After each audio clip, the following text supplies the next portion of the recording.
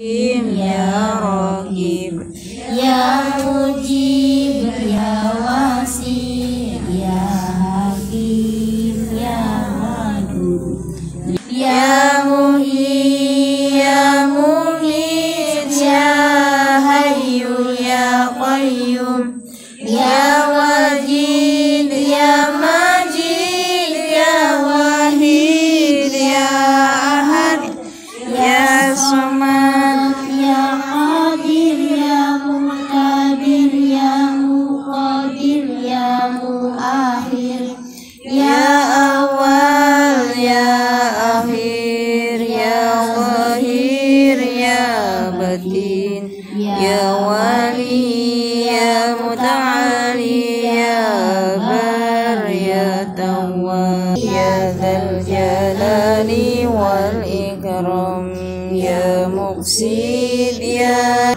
Alhamdulillah Rabbil Alamin, wa bihi nasta'in ala umuri dunya wad din. Asyhadu an la ilaha illallah wahdahu la syarika lah, wa asyhadu anna Muhammadan abduhu wa rasuluh alladzi la nabiyya ba'da. Allahumma shalli. Maka kita tidak akan tersesat di dunia maupun di akhirat. Bapak-bapak, ibu-ibu jamaah yang dimuliakan Allah Subhanahu wa taala, ada dua yang dibawa oleh Rasulullah Muhammad sallallahu alaihi wasallam. Yang pertama mukjizat yang begitu mulia, yaitu adalah ketika Rasulullah mendapatkan wahyu yang pertama, yaitu adalah Al-Quran. Maka luar biasa Rasulullah menerima wahyu tersebut sampai dia menggeletar. Maka dikatakan Iqra, katanya, bacalah dengan menyebut nama Tuhanmu. Maka ada satu mukjizat yang luar biasa, yaitu adalah Al-Quran, yang insya Allah ketika kita amalkan, ini adalah pedoman kehidupan kita, ibu-ibu, bapak-bapak yang dimuliakan Allah.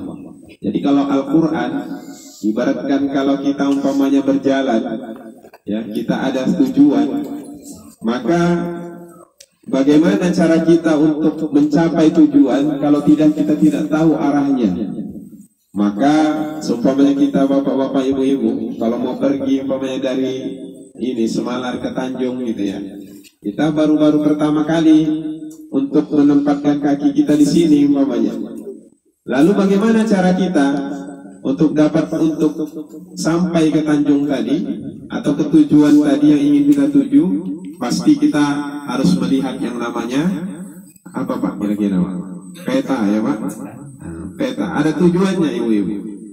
Maka pedoman kita, peta kita itu adalah Al-Quran. Inilah bagaimana kita bisa mencapai tujuan. Jadi ini adalah salah satu mukjizat yang siapapun ibu-ibu, bapak-bapak yang dimuliakan Allah Subhanahu wa taala, Al-Quran ini dahulunya pernah ingin pada zaman Sa'labah, Musailamah Al-Kahzab namanya, ingin mengganti ayat-ayat yang di dalam Al-Quran pada zaman dahulu, tetapi tidak mampu untuk menggantikannya, dan dia akan tetap terjaga sampai nanti yaumil akhir kelak.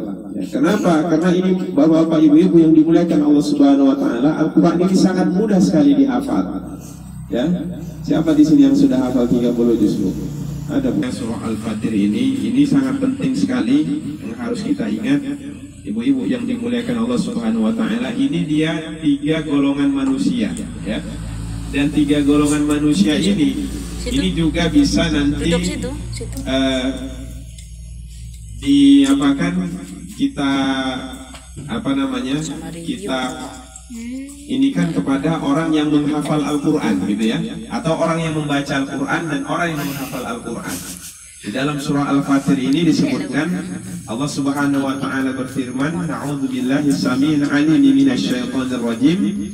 Tsumma awrathnal kitaba allazina astafaina min ibadina faminhum zalimun li nafsihi wa minhum muqtasid wa minhum sabiqun bil khairat bi idznillah, dzalika huwal fadlul kabir. Yang artinya, kemudian kitab Al-Quran itu kami wariskan kepada orang-orang yang kami pilih. Ingat Bu ya, kemudian kitab itu kami wariskan kepada orang-orang yang kami pilih di antara hamba-hamba kami. Lalu di antara mereka ada yang menzolimi diri sendiri, lalu ada yang mempertengahan, dan ada pula yang lebih dahulu berbuat kebaikan dengan izin Allah. Yang demikian itu adalah karunia yang besar. Jadi ini kita akan bahas pada malam yang dia ini sambil kita mengingatkan, ya, mengingatkan diri saya dan kita semua. Ada orang yang dia menghafal Al-Quran tapi dia menzolimi dirinya sendiri, ya, atau disebut dengan zolimu li nafsi. Kalau zolim ini Bu adalah dia mencelakai dirinya sendiri, ya. Banyak orang yang menghafal Al-Quran tapi dia zolim terhadap dirinya sendiri. Artinya apa? Ketika dia menghafal Al-Quran, ketika dia membaca Al-Quran, tetapi apa yang dibacanya, apa yang dihafalnya itu tidak diaplikasikan di dalam kehidupan, maka itu termasuk adalah orang yang menzolimi dirinya sendiri. Jadi ini orang yang zolim. Banyak kita gelas gitu ya, kita gunakan gelas itu biasanya kita gunakan untuk apa Bu? Untuk minum, ya. Tapi kalau umpamanya gelas ini kita gunakan untuk melempar orang, kira-kira zolim apa enggak Bu? Zolim, ya. Nah, jadi gelas ini fungsinya itu tidak sesuai dengan fungsinya, itulah yang disebut dengan zolim dalam Al-Quran. Jadi itu ya Bu, setelah kita baca maka upayakan untuk menghafal Al-Quran, lalu mentadaburi ayat-ayat di dalam Al-Quran. Kenapa? Karena itu tadi saya sampaikan, ada orang yang menghafal Al-Quran tetapi banyak dia yang bermaksiat kepada Allah, ya.